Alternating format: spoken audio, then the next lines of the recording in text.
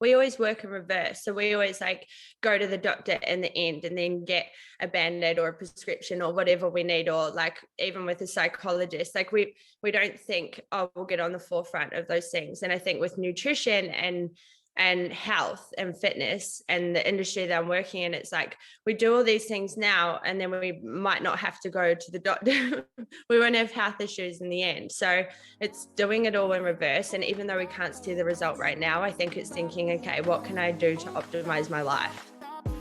Welcome to The Balance Theory, a podcast aimed at arming you with tools and tips so that you are well equipped to not only identify and define, but own your own definition of balance. I'm your host, Erica, and thank you for joining me today. Hey Balancer, and welcome to episode 33 of the Balance Theory podcast. If this is your first time tuning in, a very warm welcome to you. Now, in last week's episode, I spoke a little bit about why I thought it was a really good idea to shake up our routine every now and again. So I said that kind of off the back of the long weekend. And I've taken that pledge, or I guess commitment to myself, quite seriously. So much so that over the last week, I really have just been going with the flow in my mornings. So I actually do have a gym routine written down, but I've just been going to the gym and sort of just training what I feel like intuitively on the day. I've actually gotten back into running because just randomly waking up and feeling like running, and then, just heading to the park and doing my meditation there rather than on my lunch break, and just doing all these small things that my body's just leaning or my mind's just feeling like. And it's so nice. So for anyone who kind of wants a little bit of a feel about changing up your routine, or maybe you feel like your relationship with your self-development or anything like that sort of plateaued or stagnated, then that's something I would strongly recommend. It's quite freeing and kind of a really relaxing way to start off your day. Now, if you're someone who thrives off routine and rigidity, then perhaps this is not the greatest suggestion for you. But I must admit, I am, or at least I did think I was that kind of person. And I've really found a lot of benefit in doing this in terms of just freeing up mental space and really just connecting with my mind and soul. So would strongly recommend to anyone to just give it a go, even for a couple of days. Now, I'm sure a lot of you are here for our beautiful guest today. I've got Brittney Cutts on, and I'm only going to spend a really brief time telling you what you can expect on today's podcast because I want to dive straight into this amazing chat. Now, just a little bit about Britt before we dive in. She's an accredited master trainer with over 5 years experience in the fitness industry. You might know her friendly face from Adidas, so she's a head Adidas trainer, or she's also a strength master trainer for Keep It Cleaner, and as well a My Muscle Chef ambassador. She's originally from New Zealand, but she moved here 8 years ago and found that she just had a love for helping people with their health and fitness. What I love most about Britt that really aligns with everything I do and say here on the podcast is really her holistic approach to fitness. And of course, that is all wrapped up in today's conversation. So we speak about, when looking at our diets, to really think about longevity. So are you eating for the longevity of your life or just for right now? We talk a little bit about what forms motivation, why being prepared is essential, how we can stick to a fitness regime. If you're someone who hasn't started working out at all, maybe you want to get into it, or if you feel like you've plateaued a little bit, Britt gives some really awesome actionable tips on how to help you get out of that or into fitness. We talk about why we both absolutely love rest days. And lastly, why you should make a date with your training. Some other small things you'll be picking up is why you shouldn't be scared of carbs, how to shift an unhealthy mindset with your food, the real reasons why people don't stick to their training regimes or health diet regimes. And we talk a little bit about your energy. There is so much goodness in today's podcast. Feel free to take a screenshot and tag myself and Britt. I've popped her Insta bio in the show notes below. Let us know what your biggest takeaway was, what you want to hear more of, and I can't wait to hear all of your thoughts on today's podcast. If it is your first time, or if you haven't had a chance to leave us a review or rating, it's the best way we can continue to grow this community and continue to share the content as we are. So if you get a lot out of today's podcast, feel free to jump over to Apple and leave us a review or rating. It would be greatly appreciated. Let's dive straight into it, team. Alrighty, Brittney, a very warm welcome to the Balance Theory podcast. It's so nice to have you on. Yeah, thank you so much for having me. I've been looking forward to it. Same. Before we get into it, I did want to ask you just some fun, quick fire questions, just so our audience can get to know you a little bit better. So number one, what is your favorite style of training? Strength training. So in the gym with weights, I think, because it's like brings out the masculine side of me. Makes you feel strong. Yeah, I'm like, it's not only men that can push weights around, like it makes you feel really empowered. So that's definitely what I I can love. definitely relate. Love that. Number 2 is your most hated exercise. So just a single exercise. Oh, it would probably be boxing, actually. Really? only because I know it's not a single exercise, it's a style, but it's the one that I just am really not good at. Yeah. It annoys me. Fair enough. So We tend to not really love the things we're bad at. So I yeah, feel I know. that one. When I'm good at it, it'll be my favorite. For sure. And the last one is, what is your go-to cheat meal? KFC. Okay. Single box. Love it. It's a real cheat meal, isn't it? But Yeah. Well, if you're gonna cheat, you may as well go hard. That's what I reckon. exactly. Mine's always like a burger, something more on the fried side too. So no shame in that. Awesome. Alrighty, just so I guess we can get a bit of a feel for who you are and what you do. Can you share with us a little bit about what you're up to these days and how you sort of fell into the whole fitness space? Yeah, so basically I work with a few of my favorite companies in the industry now. It's taken me about 6 years to sort of find my feet within the industry, but now I sort of feel like I am working with a few of my dream companies, which is really cool. So at the beginning, I just started off with basics. Like I didn't even have money for my PT course at the time. I just relocated from New Zealand, and then I started working at the institute that I got a qualification at, just so I could get the course for free. And then it just sort of blossomed from there. I sort of just started with a social media platform, and people just followed along my journey and seemed to really be intrigued in what I was doing. And I guess that helped sort of catch a few of the company's eyes, and started working with Adidas. So I'm an Adidas trainer here in Melbourne. And the captain for their running group. And then I work with Keep It Cleaner, which I'm a strength master trainer with them. Beautiful. And then I work with my muscle chef as an ambassador. And yeah, now just doing PT clients part-time, but basically since COVID, a lot more online, which is what I love, a bit of both. Awesome. And were you always interested in fitness, or was it something you sort of fell into a bit later on in your life?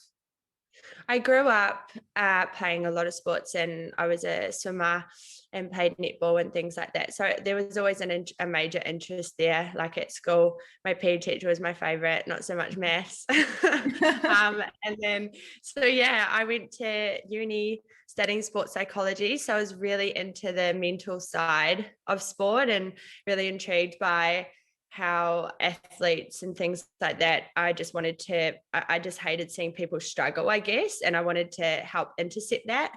And then when I struggled myself with a few eating issues and sort of body image issues when I was a lot younger, I wanted to intercept that for young girls.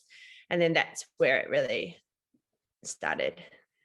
Beautiful. And so the work you do with Adidas, is that like physical boot camps? Is it more online stuff? So what I do with Adidas is I work with their campaign. So when they have a new line coming out, then they contact me and I help put together ideas. Or if they have an event, like we went on tour around Australia and New Zealand and I hosted them. And then I guess, yeah, whenever they have any sort of training events or we want to chat about ideas, we sit down, and I'm sort of at the forefront of that with them here in Melbourne, which is cool. That's really cool. I do want to come back to what you just said about like your experience with diets and food in your past, but I just want to go to the side for one sec. So for anyone listening who does have all these brands that they would love to work with, and they feel like it's a big shot. So someone sitting here might be thinking, wow, working with Adidas is such a big goal. Like, do you have any tips on how people can sort of get there, or anything you can share from your own journey? Yeah, that's funny you said that, because like it is actually hilarious how things just work in a full circle. Like when I first moved here, I just came here for a holiday, so I didn't have a job, and then I applied for retail at the Adidas store. And I remember leaving the interview and going, this isn't even really what I want to do, but imagine if I could work for them, like sort of not through retail but in another way. And I was like, it'd be so cool to be like, I just remember having this image, like working with them wearing their stuff and them like sort of not a fitness model, but sort of showcasing their gear. I don't even know where it came from. It just popped in my mind.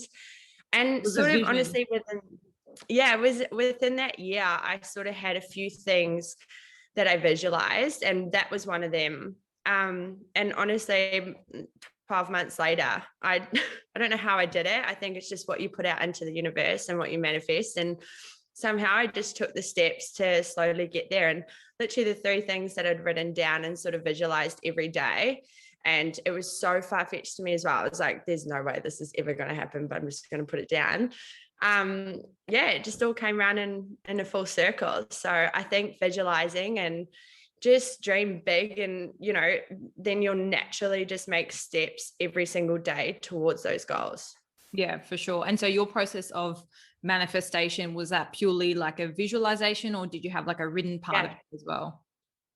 I journal. So I definitely, I have like 1,000 to-do lists in every different form. So I definitely would have written that down, and probably spoken about it with my dad and things like that. But it was so far from what I thought I could achieve. So I think naturally every day when you put that out into what you want, you just naturally make choices every single day that sort of gravitate towards that. Yeah, I couldn't agree more. And it's quite humbling to hear that from someone, who's now working with Adidas. And at one point you thought, wow, that's such a big goal. So good for you. Yeah. That's great. I'm glad you manifested your dream. That's awesome. Now, if we, I guess, go a little bit, if you backtrack back to your experience with dieting, I know that you've had in the past, like some experience with restrictive and extreme diets. How did you find a balance between, because, I feel like on one side you've got the calorie counting, macros being quite strict. And then on the other side, there's other sorts of extreme diets. But how did you sort of find a balance between those? Well, I actually think that my muscle chef has somewhat helped me with that. I think introducing carbs and not being afraid of carbs, and sort of realizing that carbs can assist so much with recovery, and they're an essential within our nutrition. Like when I started on my muscle chef, or when I started introducing carbs again, I realized that it wasn't anything detrimental to my body or the way that I wanted it to look. It was fulfilling me with how I felt and helping with my performance and recovery. So I think incorporating carbs and then sort of breaking that pattern of being so scared of certain foods was definitely a way of breaking through. I can't pinpoint it, but I think once I realized that it wasn't doing any damage to my body, which I was so afraid of it doing, which was a really unhealthy mindset. It was a long time ago. I think the more I incorporated those foods that I thought were so bad, and realized that they made me feel a lot better and helped with my energy levels, then that sort of helped me just allow those foods back into my life again. Yeah, for sure. And that's probably good advice for anyone now who feels like they've eliminated carbs, especially if you feel like you don't have a lot of energy. It might be worth looking at, not being so afraid of them. But I do think you make a good point. Generally speaking, like for anyone who is going to eliminate anything entirely, like be educated and, be flexible with bringing things back in. Would you have any other advice for people who feel like they are sort of struggling to find a diet that's working with their goals, or they feel like they are being too restrictive, that it's causing trickle-on issues? So I always talk about, like, when you're really extreme dieting or calorie counting, because it was experience I had, I found like it was impacting my social interactions, because I'd be always conscious of what I was eating. Maybe I would avoid going out, so I didn't have to feel like pressured to order stuff. I could just eat my calorie counted meal at home. Totally. Yeah, like you feel like it ends up impacting other areas in your balance. Would you have sort of any other advice for people feeling the same way? Yeah, like most of my clients, it's so common. I think, first of all, you're not alone. Like, you can reach out to pretty much anyone. Like, every single one of my clients has experienced this. And when I was going through it, I thought this is only me, until I've been in the industry for long enough. I'm like, it's absolutely everywhere. So it's good that we're talking about it. I think having it's difficult to say for someone that is really in the thick of a disorder. Of course, yeah. Thinking about longevity, like we're here for a long time and your food is super important. Like you want to make sure that you're on top of every aspect of your life, and nutrition is one of them. If you're restricting yourself, or you're fueling yourself with bad foods, or you're binging, or you're punishing your body basically, then it's just a recipe for disaster. It's like a domino effect. So it is then going to affect so many different aspects of your life. And I think the more that you try and do things to work at a high vibration, or to optimize your energy levels of every day, the more you make little habits to sort of impact that. So if you think, okay, well, staying at home and not eating, and then waking up a bit sluggish in the morning because I don't have energy from not having the right amount of nutrients the night before, or my tummy's so bloated because I put bad food, I binged on all this shit food the night before, then that's not contributing to having the best amount of energy and being your best self for each day. So I think just making daily changes and small changes to feel your best, I think coming from that angle is the best option. Also, like taking control back with, your meal planning. Like I think one thing about, I always revert back to my muscle chef meals, is having them in the fridge and making sure that I know that they take care of my portions for me. They put a right amount of protein, carbs. So I know I'm getting the right amount of nutrients, but I also know that I'm not overeating or undereating. So I think that that's the biggest thing, and you're not having to stress about, and if you do have a dinner with going out with your friends and you're so scared, until you get to that point and you've done all like the internal work with a psychologist and stuff like that, perhaps do have one of those meals before you go out, and then just snack on a few things when you're out, so you're not stressing so much, so you can enjoy your life still. And I think having the convenience of having stuff prepared and taking control of that aspect of your life is really important. Yeah, for sure. There's a lot of things you said there that I really love. But it is finding that unique balance between what you can control and what you can't. I think one key thing you mentioned, and of course, this is just a general conversation and shouldn't be taken as advice for anybody listening. But I think a key part of our relationship with food is our mindset when it comes to it. You can't tell someone to eat or not eat or do all these things if mentally they are, elsewhere, they're committed to something else and they have a different relationship with food. So it is important to do the inner work, and that will then help you, I guess, find a diet that's more well suited to your lifestyle. Yeah. And another thing you said that I really love was the longevity piece. Like, we are here for a long time. So you shouldn't be eating for 8 weeks. You need to be eating for the longevity of your life and what's going to be most conducive to giving you energy to take you all the way. Exactly. And it's like, we always work in reverse. So we always like go to the doctor in the end and then get a band-aid or a prescription or whatever we need, or like even with a psychologist, like we don't think, oh, we'll get on the forefront of those things. And I think with nutrition and health and fitness and the industry that I'm working in, it's like we do all these things now, and then we might not have to go to the doctor. We won't have health issues in the end. So it's doing it all in reverse. And even though we can't see the result right now, I think it's thinking, okay, what can I do to optimize my life?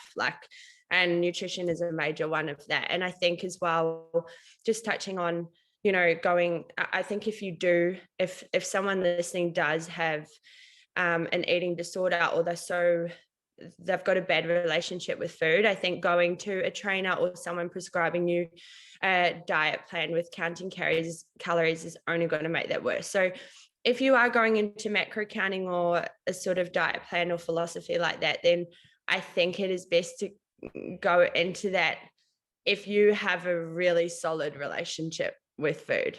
So if you don't, you'll probably get triggered and it's just going to spiral down, I think. Yeah. And I can totally back that, because the point at which I went into calorie counting, I wasn't seeing fuel as this resource. It wasn't like an energy. It wasn't something positive for me. It was just something I sort of had to do to, help my training out. It was not that I saw it as a burden. Like, I love food. I'm Italian, so I'm like a big food lover. But it was more like, at the time, I saw it as this restrictive thing that, it was more like a burden that I had to work out how to make it fit into my life. And then I ended up just making my life fit into the food, and it was just not sustainable. So I couldn't agree more with that. Yeah, I could go on about that topic for hours. So maybe we'll have to get you back on and do a whole different podcast. For sure. All right, let's move on to, I guess, training now. And when I've spoken about training on the podcast before, I always talk about people's why. So I think sometimes people get lost in just doing stuff for the sake of it, because what they should be exercising, but it's really about finding your why. And I'm curious for you, like, what's your philosophy when it comes to training? Like, are you more of a strict regimented type person? Do you like variety, consistency? Like, what kind of helps you stay motivated? Well, there's a couple of questions there, but so your why with training. So my why with training, I think, when I first went into strength training and discovering all these different styles and really learning about it, it was to educate and become more aware of my body. So I was really intrigued by that. And I think everybody that starts out a training regime should be intrigued by that. Like, our bodies are magic. And I think exploring it and seeing the way that it moves and working out patterns so that we can prevent injury, and just, it's like, why not? Like, we're only here once. So we might as well become as aware of our body as we can. So I was really intrigued by that. But now I think it's essentially my counselor. Like, I definitely don't think, I need to train tomorrow because I need to work off that food I ate on the weekend, ever. I don't think that would probably come into my mind after Christmas Day only. So honestly, like, I don't even think it would then. Like, it literally, if I'm planning my training out on a Sunday for the week ahead, I'm literally thinking, I know that it's like brushing my teeth. This is something I need to do every day because it makes me feel my best, and it sets my mindset up. It's literally just a non-negotiable. It's something that I have to do for my mind. Yeah. And I think that the more that you focus on that and really realizing how good your body can feel and how good your mindset can feel, and you just vibrate at a higher frequency. And like what you said, when you were eating, you're worried about your eating, and it was like a domino effect. It's like your training, when you get on top of that and you're feeling good about yourself and you're moving your body and you're contributing to your own health, then I think it's like a domino effect with the rest of your life. You're naturally going to be a lot kinder and listen to people more and be more energetic and giving to others. And I think that more focused at work and stuff like that. So it is like a domino effect, but I think my why is definitely for my mindset. Yeah, for sure. And that's why I've put like your physical health alongside mental health as one of the three key areas of our balance theory. So it's your health, your relationships, and your fulfillment categories, which is then your work and stuff. But definitely, like, the benefits of exercising. And I think for most people, this why would be relevant to them alongside whatever other goals they have. But the fact that it just, boosts your endorphins, helps you with a positive mindset, and then positively impacts all your other areas is like just almost like a free resource we've got to just be more balanced in general, right? Like, because I'm exactly the same. I resonate totally with that why. I think everything you've just said fits really nicely, I guess, with everything we're promoting through the theory too. So on to the second part of that question is, how do you stay motivated? I guess taking control and planning is probably something that helps me stay motivated. I used to plan a lot of that sort of was, I would plan my week, and then my training and my food and things like that would all come around it. Now it's the opposite. So I plan my training where I need to be, how much sleep I need every night, and then everything else falls around it. So if say I have an event until 11 p.m. on a Tuesday night, I know that I can't take a client at 6 a.m. the next morning because I need optimum sleep. So it's, I don't know. I think staying motivated is making sure that I'm planning in the week ahead. And then also have it, you're always going to have these two voices in your head. And I was thinking about it the other day. There's always like an angel and a devil. And one is going to be like, come on, get up, you should be doing this, and this is where discipline comes in. And then there's going to be the other one, and it's like, nah, stay in bed, you're going to feel better, snooze your alarm. And it's just how quick you can turn the devil off. And I think doing things when you don't really feel like doing it, and just sort of getting into that mindset and doing that on a daily basis, and then that becomes easier. So you're always going to have, you're never going to always feel like training, but you will always feel good after. So I think just knowing that sometimes those voices will creep in, and then just attacking them. That helps me. You mentally just like, no, shut up. No, but I totally agree. And I think once you have your why for training, and once you do it long enough, it will just become a habit. Like those two combined, totally, I think are a perfect recipe for how to keep at a behavior, like long term, how to get you out of bed on the rainy, cold day when you really couldn't be bothered, Yeah, exactly. For sure. So let's talk a little bit about you as a trainer now. Have you noticed like a trend of mistakes people tend to make, or key challenges when it comes to sticking to their fitness regime? So I've just sort of asked you, I guess, what your, recipe is to stick to yours. But as a trainer, have you noticed anything common for other people?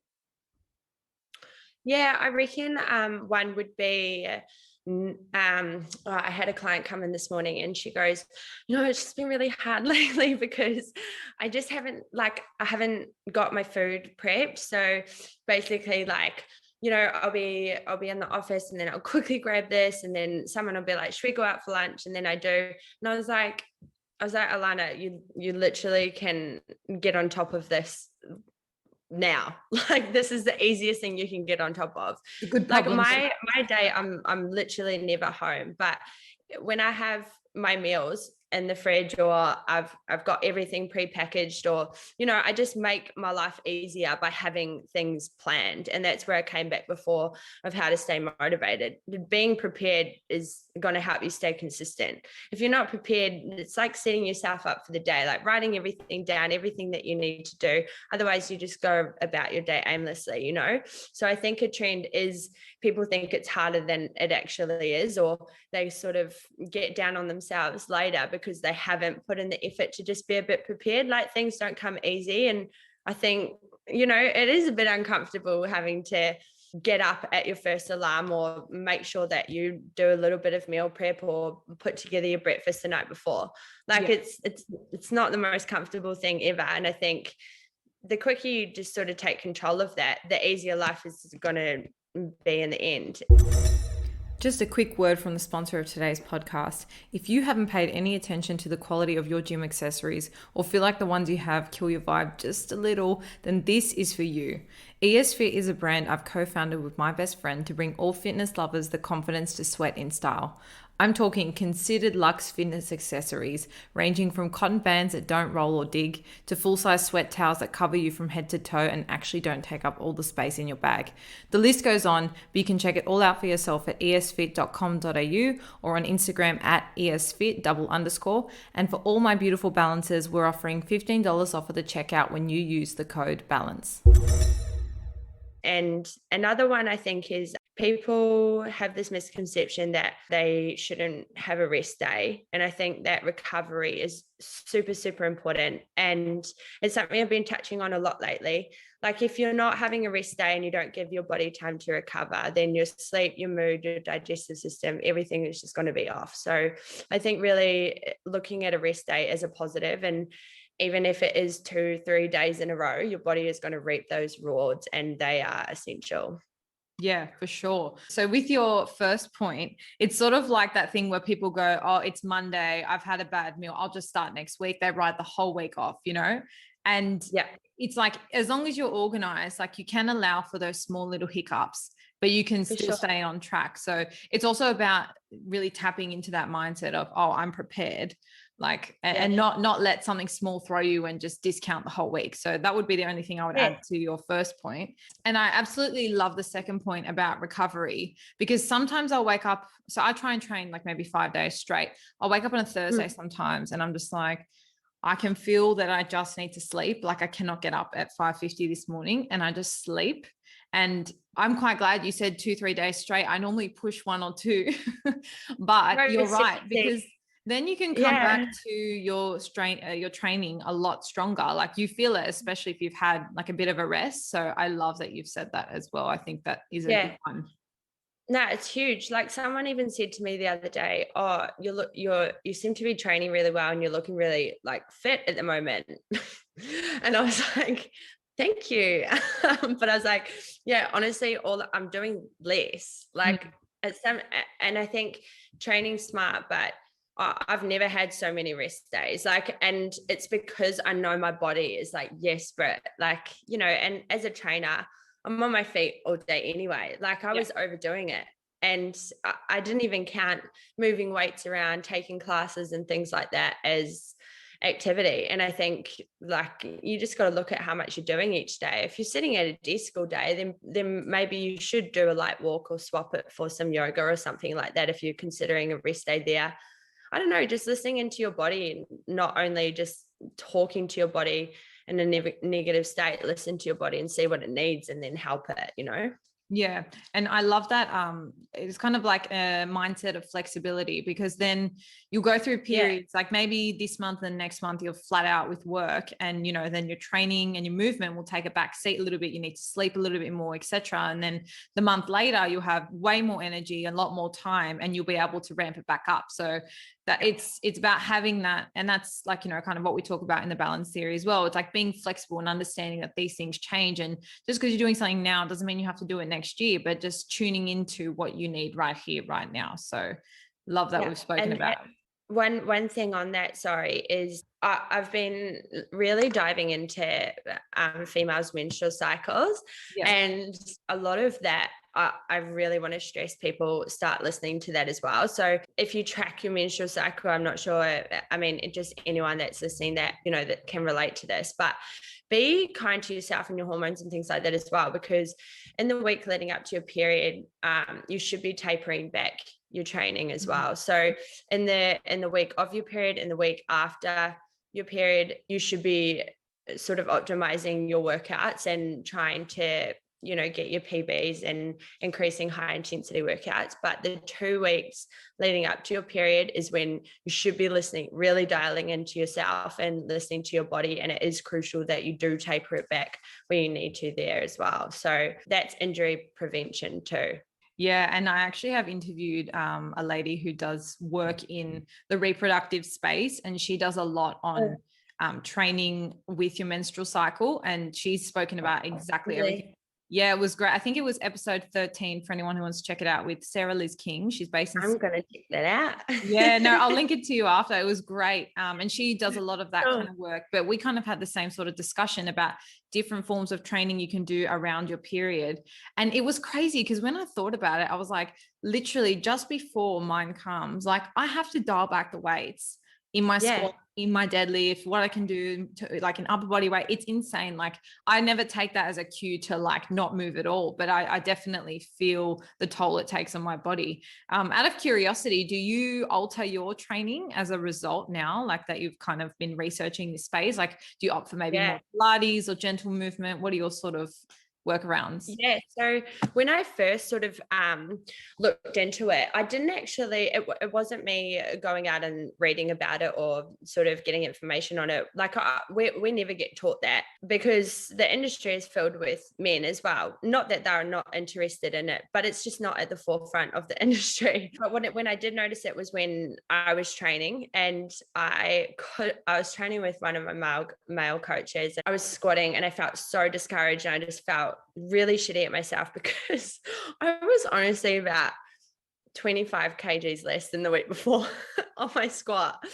And I was like, what is wrong with me? Like, I just couldn't activate my core. My stomach was bloated. And of course, no brainer, it was because of my period. And I knew it was because of my period, but I just had never tailored my training around it. And you don't realize like that it has that much of an impact, like on say squat. Like it's same. I'm not about the same. I take about like 10, 20 kilos off my squat. It's like, wow.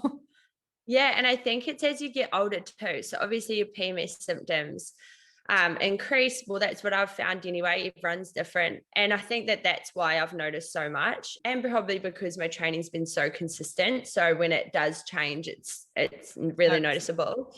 But yeah, so when I'm leading up the week before, generally I hold a lot more water and I can't engage my core. So I will not do lower body strength days. If I do, it'll be a really light session, more resistant bands, and probably body weight. Like I wouldn't do any squats, deadlifts, or hip thrusts, unless it was really, really light. But I also just don't see the point if it's going to be like that, because you can't engage your core anyway. So I probably swap to more Pilates or more conditioning work, slow, steady state, and a few more walks instead. So yeah, and perhaps a sauna, just because I'm holding on to so much fluid. Yeah, no, it's cool that you've kind of found a pattern that works for you. And I've just made a mental note actually, because I just sort of wait until I'm at the bar. Like I know when it's coming, but I sort of wait till I'm at the bar. I'm like, right, it's too heavy this week. And then I sort of take it off. But I think I might actually, start changing up the routine, do more resistance body weight sort of stuff during those weeks, reformer classes, that kind of thing. Because I feel it too. I'm actually like, sometimes I even get like a little bit of lower back pain. I'm like, what the hell? Like what's going on? But that makes sense. Like if you're not activating your core properly. That's why. Yep. Oh, good. Love that. So for anyone listening who maybe wants to kickstart their fitness regime, or maybe they feel like theirs has plateaued a little bit, do you have any pointers for them? I feel like if you're plateauing, there's sort of a few things that you can do. You can add variety. You could increase your steps or cardio, or you could take a real look at your nutrition and also sleep. So I think just really, if you're plateauing, really sit down and sort of reassess how long you've been doing things. Are you progressing each week? So say you've been sitting at, your squats for about 30 kgs for 10 reps for about 7 weeks now. Of course, like if you're not challenging yourself in the gym, it is hard to progress. Like you need to be tracking your weights. So perhaps start writing down what weights you're using, what reps, really starting to implement progressive overload. With your nutrition, perhaps start really getting on top of your portions, or making sure that you are recovering properly. So like I sort of have a look at my meals, and I look at the nutrients and caloric intake, but more carb and protein intake from my meals, and make sure that I'm on top of my nutrition and the portions are right as well. Increasing cardio, like perhaps you start adding like 2 walks a week. Like walks are like they're not strenuous at all, and I think it just helps to get your steps up. Otherwise, you sleep. And but my main thing would be add a bit of variety. So see how long you've been sort of doing the same training style. Perhaps you're not progressing it, or you're not adding something that you haven't done before. Like you could add a boxing class, and that'll help your body change a little bit, So I think those 2 things for plateau. Whereas kick-starting, I think like starting with basics. So not, if you haven't started your regime yet, like not going into it and going, oh shit, I need to do 5 HIIT sessions and 4 straight sessions a week, and I need to be deadlifting 40 kgs and all this and that. Like you don't need to look like anyone. You don't need to be at the same fitness level, strength level as anyone else. Start with basics, become more aware of your body, see how your body feels, your mindset changes. Literally make a mental note or journal how your body's feeling from that training style. Really dial it back and start with, your core and glute activation. Be aware of your posture. Ask a trainer to assess you, figure out what a good warm-up is for you based on where you're tight, based on where you need a little bit more mobility, just stuff like that, and basic patterning, just to prevent injury in the future.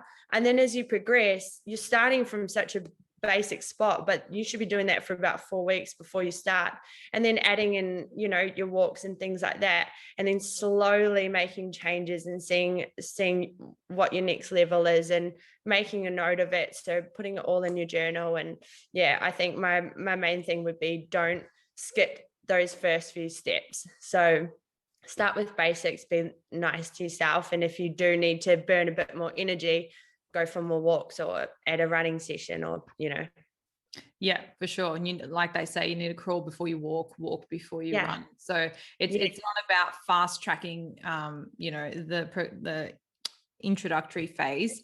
And it's sort of like, I always say, if people are going to do like an 8-week diet or something, it's not diving straight into it. It's, you've got to slowly build it on. So when, by the time you're doing the diet, it hasn't come on like a shock, because your body just goes in and out of these shock phases, and then it doesn't really hold on to any results because it's just in fight or flight mode. So it's the same with the training, like, maybe start with 1 to 2 sessions, a bit more moderate, and then slowly build it up. But definitely what you just said about getting an assessment of, like your basic movements, your squat, your deadlift, any upper body, like shoulder press, just to see if you do have any of those limitations. And that's when you may need like, a physio chiro's opinion on top of that. But that is just so you can tailor your, warm-ups and stuff, especially if you're someone who's doing group training, which, you can't really pick and choose what your exercises are, but at least if I guess what your requirement, your basic needs are and requirements, you can then do that in the warm up, or be cautious with it when it is an exercise. So that's great advice for anyone wanting to kickstart their training regime. So you're obviously a very busy bee, and I'm curious, how do you keep such a busy schedule? Because obviously this podcast is all about balance. And it's never about, reeling it back and telling people they're doing too much. It's about honoring whatever your balance looks like today. So within the, 24 hours of your life, how do you keep so busy, stay balanced, and avoid burnout? I think taking control of recovery, which we've touched on a fair bit, is super important. So really making an appointment with your training and your recovery. So on a Sunday, I sit down and I just fully plan out my week. So I know literally minute of every single day where I'm going to be. So, and that includes, a walk or a sauna where I put on a podcast and I just have me time. So everything just contributes to each other. But I think sitting down and really making a plan of that in your calendar is important. And that stops me from burning out as well. Because again, like if I say that I'm training super early, then I know that I need a sufficient amount of sleep the night before. And then I guess consistency with food as well. So making sure that you have a wide variety of nutrients throughout the week. And I think just having your fridge stocked with prepared meals, or just meals that you can grab on the go, or making sure that you're on top of your nutrition, you're feeding your muscles straight after your workouts. I think all of those things just contribute, and it's all about being prepared, really. Yeah. And from the sounds of everything you've said, you're quite flexible as well. So, if you had planned to do a morning session, but you've had a really late night, like you'll sacrifice that just to get your sleep in. So it is about, we can have all these habits and routines and daily practices that we do, but they're no good to us if, things get thrown out a bit and you have to then pick and choose which ones you're going to prioritize. So I think sort of understanding what's most important to you, or what's going to fuel you the most, and then, knowing where that sits in the scheme of things is also super important. One thing I'll touch on that as well is reassessing. I've started reassessing at the end of the week, like what I'm putting my energy into. And I think, relationships, like friendships, just the sort of energy that you're around. So if you're around someone 24/7 that you work with that complains a lot and it's just zapping your energy, like just reassess every aspect of your life. Like those things are super important. It's not about quantity, it's about quality. So like if you've got like a massive group of friends that you've got to see throughout the week, like just taper that back to a few good ones that are a priority, and just prioritizing things that make you feel good and people that make you feel good. I think that that's important too. 100%. And I love that, like the weekly exercise of assessing where the energy vampires are. And it's not only people, it's places, it's, different things you might routinely do. It can be family, definitely aspects of work, and that will just drain you so much. So where you can, pull back, taper back, like the time you're spending in those areas, I think is another really great tip. And I just really love everything we've spoken about today, because I know like you're a trainer and your I guess key areas are your training and nutrition, but it really is all about holistic approach. You can't just do the training and the diet. You've got to look at your sleep. You've got to look at your social interactions, what you're doing through your job. Is that fueling you? If you're sitting there hating your life for 80% of the week, that, you know, is going to spill over and that negative energy is going to be stored somewhere. So I love that your approach is so holistic. And it really does give people that flexibility to chop and change as they grow and, you know, their life changes course. Yeah. And your body just tells you, like, when I sit there and scroll on Instagram for 10 minutes, my whole body is like, this is increasing your anxiety or like, this is a stress that, and I can't even directly say what is stressful about it, but it obviously just taps into my subconscious. So it's like looking at things each day at the end of the day, whether you put it in your journal, what made me happy today, what kind of, like, you know, made me a bit stressed today, what made me feel uncomfortable, just writing those things in each day, and you'll slowly start to find a bit more direction and just eliminating the things that make you feel a little bit more stressed. Obviously, life has so many stresses, but if you're contributing to that, if the news makes you feel like shit because COVID makes you feel like shit, then don't watch the news. You know what I mean? It's like, maths doesn't make me feel great, so maybe I'll stop watching maths. Don't do your own tax return. Oh, I thought you said maths. Nah, maths. Yes. So it's like, it's all like actually just evaluating what you're feeling, listening to your body, I think. 100%. So what is coming up for you, Britt, in 2021?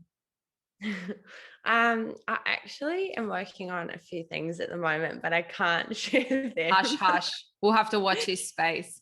Yeah. So definitely around the second or like mid second half of the year, I'll be sharing a lot more about it and hopefully releasing it all. But yeah, that's definitely consuming my time at the moment. I don't really share any of it on Instagram. So it's all behind the scenes work. No, that's very exciting. So if people want to connect and I guess follow you on your ongoing journey, where's the best place they can do so? Probably just my Instagram, which is Britt Active, and yeah, feel free to DM me, ask me any questions. If you need help with anything, just let me know. But yeah, it's been awesome to talk to you. No, likewise. And things out of it.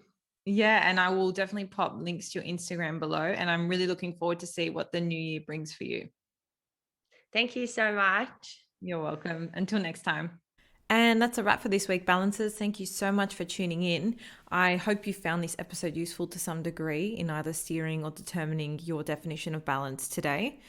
As always, the biggest compliment for us is if you share this episode with someone who you feel might need it, or if you're on Spotify, you can click follow, or on Apple Podcasts, you can leave a rating or review. If you have any suggestions for up and coming podcasts, feel free to shoot us a DM or an email. Our Instagram is @TheBalanceTheory and our email is thebalancetheorypodcast@gmail.com. Otherwise, you've always got the option of subscribing to our mailing list. We only send you email reminders when the episodes drop, so you get them fresh out of the oven. No annoying spam, we promise. I hope you enjoy the rest of your week, and until next time, stay balanced.